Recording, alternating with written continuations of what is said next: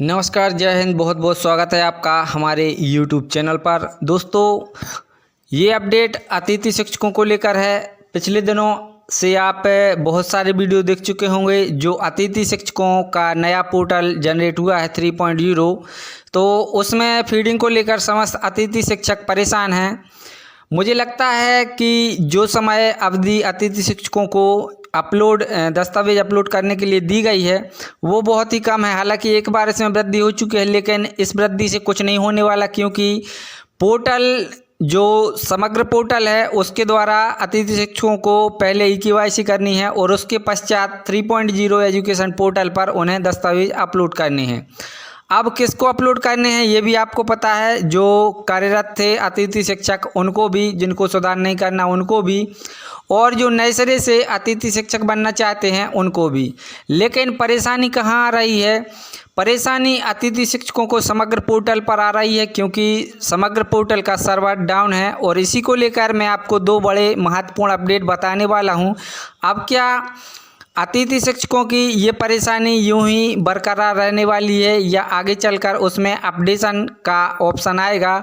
कुछ ऑप्शन हैं उसमें अपडेट करने के लिए, लेकिन वो अपडेट कुछ भी नहीं कर पा रहे हैं। जैसे अतिथि शिक्षकों की date of birth, mobile number, EKYC करने में समस्या, या फिर समग्र EKYC में जिन्होंने अपने माता पिता का नाम जो अपडेट करवाया है वो जब 3.0 पर डॉक्यूमेंट अपलोड करते हैं तो वहाँ पर उन्हें वही नाम शो हो रहे हैं सुधारवाने के बाद भी।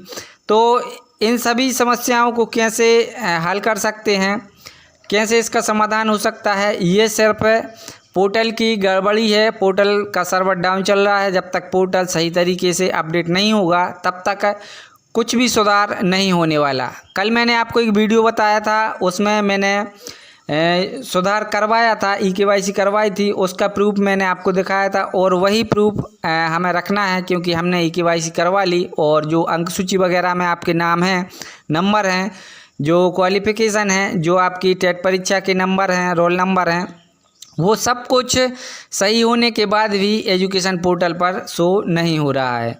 तो ये दिक्कतें आ रही हैं। चलिए देरी ना करते हुए हम वो अपडेट देख लेते हैं। आप सभी से प्रार्थना अगर चैनल पर नए हैं तो चैनल को सब्सक्राइब करके बेल आइकन को ऑल पर जरूर सेट रखें, जिससे आगे आने वाली ऐसी वीडियो का नोटिफिकेशन आपको मिलता रहे सबसे पहले। तो चलिए अपडेट देख लेते हैं।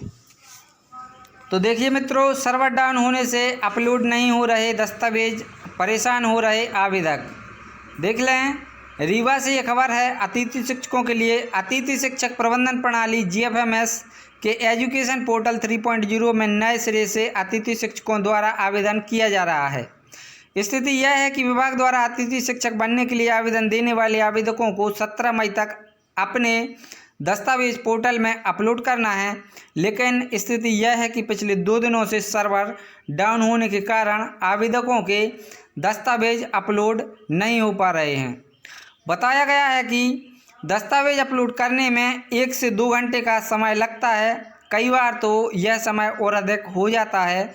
गौरतलब है कि विभाग द्वारा नया एजुकेशन पोर्टल 3.0 बनाया गया है। यही कारण है कि नए और पुराने सभी अतिथि शिक्षकों को अपने दस्तावेज पोर्टल में अपलोड करने हैं। जब तक पोर्टल अपलोड नहीं होगा तब तक संकुल केंद्रों में प्राचार्यों द्वारा दस्तावेजों का वेरिफिकेशन नहीं किया जाएगा।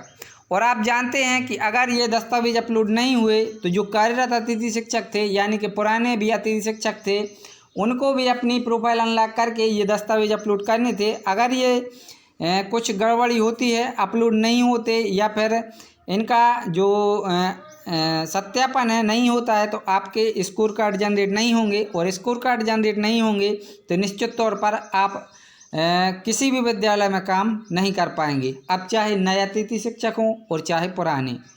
बताया गया है कि संकुल केंद्रों में आवेदकों के दस्तावेजों का वेरिफिकेशन करने का काम किया जा रहा है। अब जब अभ्यर्थी या अतिथि शिक्षक अपने दस्तावेज अपलोड कर पाएगा तब तो वो सत्यापन के लिए जाएगा। जब अपलोड ही नहीं हो रहे, कई समस्याएं उनके सामने आ रही हैं। माता पिता का नाम, मोबाइल नंबर, ID अपडेट, और जो टेट क्वालिफिकेशन के रोल नंबर अंक हैं वो इसमें शो नहीं हो रहा है। तो कई ऐसी समस्याएं हैं जिनके कारण अतिथि शिक्षक दस्तावेज अपलोड करने तो जाता है लेकिन हो नहीं पाता, और जब दस्तावेज अपलोड नहीं होंगे तो निश्चित तौर पर आपका स्कोर कार्ड नहीं बन पाएगा। चलिए दूसरा अपडेट देख लेते हैं। ये देखिए साथियों, अतिथि शिक्षकों की नियुक्ति आवेदन की तिथि फिर बढ़ाई। ये सीधी से जानकारी है। सरकारी स्कूलों में अतिथि शिक्षकों की भर्ती प्रक्रिया एक बार फिर से शुरू कर दी गई है। स्कूल शिक्षा विभाग ने शैक्षणिक सत्र 2025-26 के लिए नए आदेश जारी करते हुए एजुकेशन पोर्टल 3.0 पर आवेदन की प्रक्रिया चालू कर दी है। इस संबंध में डीओ ऑफिस से मिली जानकारी के अनुसार सभी पात्र आवेदकों से समय रहते आवेदन करने की अपील की गई है।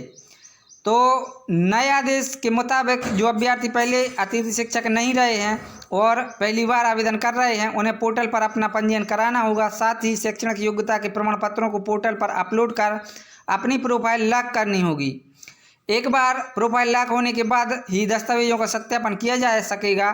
वहीं वे अभ्यर्थी जो पूर्व में अतिथि शिक्षक के रूप में कार्य कर चुके हैं और पहले से पंजीकृत हैं, उन्हें भी पोर्टल पर जाकर अपने दस्तावेज अपलोड करना और प्रोफाइल लॉक करना अनिवार्य होगा।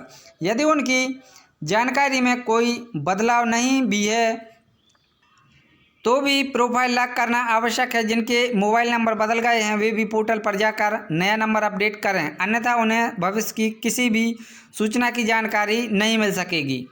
अब देखिए 16 तक अभ्यर्थी कर सकते हैं आवेदन। पहले 12 मई तक आवेदन करने की तिथि तय की गई थी। उसके बाद 13 मई तक संकुल स्तर पर दस्तावेजों का सत्यापन किया जाना था, लेकिन अब अभ्यर्थी 16 मई तक आवेदन कर सकता है, जबकि 17 मई को दस्तावेजों का सत्यापन किया जाएगा। सत्यापन का कार्य संकुल प्राचार्य के माध्यम से होगा। सभी अभ्यर्थियों को मूल दस्तावेज लेकर संबंधित प्राचार्य के पास पहुंचकर सत्यापन कराना अनिवार्य होगा। सत्यापन के बिना स्कोर कार्ड जनरेट नहीं होगा और ऐसे अभ्यर्थी 2025 की अतिथि शिक्षक आमंत्रण प्रक्रिया से बाहर हो जाएंगे।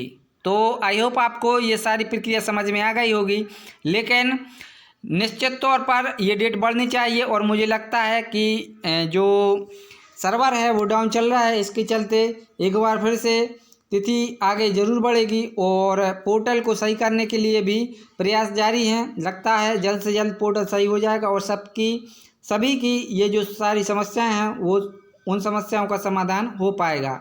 तो अगला वीडियो मैं आपके नियमितीकरण को लेकर आ रहा हूँ। नियमितीकरण को लेकर एक बहुत ही महत्वपूर्ण खबर अगले वीडियो में आपको मिलने वाली है। मिलते हैं एक और नए अपडेट के साथ। वीडियो में बने रहें और जो भी चैनल पर नया है तो चैनल को सब्सक्राइब करके वीडियो को शेयर जरूर करें। मिलता हूँ एक और नए अपडेट के साथ, तब तक के लिए जय हिंद, वंदे मातरम।